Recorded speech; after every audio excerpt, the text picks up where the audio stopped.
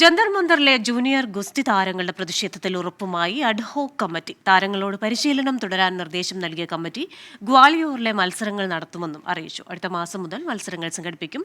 വിവരങ്ങളുമായി ഡൽഹിയിൽ നിന്ന് ആർ അച്യുതനാണ് ചേരുന്നത്. അച്യുതൻ, ഈ അഡ്ഹോക് കമ്മിറ്റിയുടെ ഉറപ്പിൽ ജൂനിയർ ഗുസ്തി താരങ്ങൾ സന്തുഷ്ടരാണോ?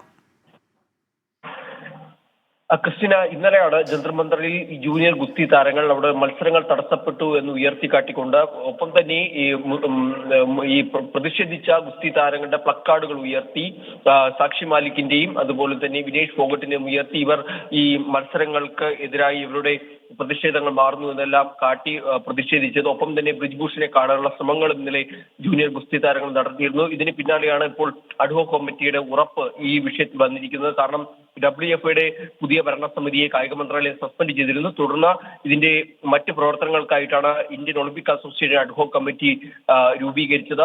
അഡ്ഹോക് കമ്മിറ്റി ഇപ്പോൾ നൽകിയിരിക്കുന്ന ഉറപ്പെന്ന് പറയുന്നത് അടുത്ത മാസം മുതൽ തന്നെ ദേശീയ മത്സരങ്ങൾ സംഘടിപ്പിക്കും.